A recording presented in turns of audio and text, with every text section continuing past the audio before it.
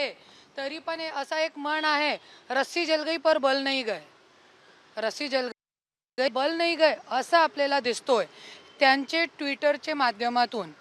बहुतेक त्यांना जसे की तुमची चूक आहे, वाल्मिक कराड त्यांच्या सोबतच्या व्यक्ती आहे, तो त्यांना स्वतः राजीनामा द्यायला पाहिजे होता, तरी पण दिला नाही. आता स्वतःला वाचवण्याचा प्रयत्न करत आहे आणि पुढे पण 2-3 महिने किंवा थोडे टाईम जायनंतर त्यांना असं वाटते की मला वैद्यकीय माझा झाला तो मला परत हे लोक मंत्रिपदावर घेतील, जसं की आपण अगोदर बघितलेलं आहे संजय राठोरचे केसमध्ये आणि पूजा राठोरचा जे केस होता त्याच्यामध्ये.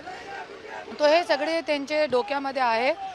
तो एक पत्नी म्हणून मी धनंजय मुंडेची विनंती करते की जो काही चूक असेल ते तुम्ही आज जसे तुम्ही जनप्रतिनिधी निवडून आले असंच तुम्ही ठोकपणे राजीनामा द्या. हे खोटे नाटे ते तब्येतीचे भाने करू नका, माझी हात जोडून विनंती आहे. मॅम अजून तुम्ही सांगितलं की फक्त राजीनाम्यावर ही लढाई जी आहे ती थांबणार नाही. आता पुढचं पाऊल काय असेल? 100% जे आमची सगळ्यांची जे मागणी आहे, काल जसं की आपण बघितलेलं आहे खूप निर्गुणपणे हत्या झालेली आहे आणि माणुसकीला कालिमा फासणारी असं कृत्य झालेलं आहे. जसे की देशमुख भाऊचे तोंडावर जसे लघवी करण्यात आलेली आहे आणि त्यांचे जे मृतदेह होता त्याच्यावरती आणि खूप हसत खेळत ते लोक व्हिडिओ काढत होते, वाल्मिक कराडला व्हिडिओ कॉलिंग करून दाखवत होते. असं सगळ्या कृत्य जे आपल्या समोर आलेलं आहे, हे सगळी गोष्ट बघताना जसं की वाल्मिक कराडनी सांगितलं होता, धनंजय मुंडेने पण आत्ता आपले स्वतःचे ट्विटरमध्ये सांगितलेलं आहे की जे कोणी दोषी असेल त्यांना फाशीची सजा मिळाली पाहिजे. तो आत्ता त्यांची मागणी पुरी करा, फाशीची सजा द्या आणि शासनाकडून आमची हे मागणी आहे.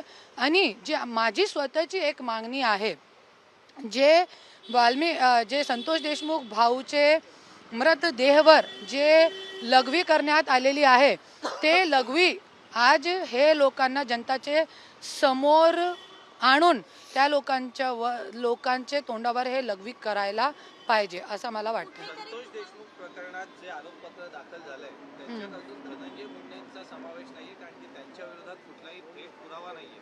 परंतु ज्या कंपनीच्या खंडणीसाठी हे सगळा प्रकार घडला त्या कंपनीच्या काही बैठका या सातपुडा या शासकीय बंगल्यावर झाल्याची माहिती समोर येते.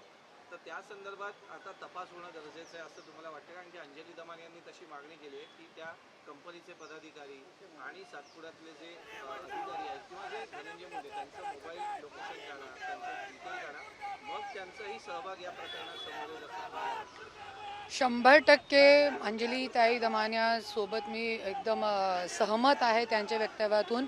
क्योंकि जसं की असं जरी असेल शासकीय बंगलेवरती तुम्ही जरी इतके घाणेरडे कृत्य खंडणी मागण्याच्या जरी तुम्ही हिम्मत करू शकतात, तो आपल्याला हे सगळी गोष्टीची चौकशी व्हायला पाहिजे. आणि जो कोणी दोषी असेल, जरी धनंजय मुंडे दोषी असेल तर त्यांच्या नाव पण याच्यामध्ये यायला पाहिजे. मी पण हे मागणी करणार आहे. मॅम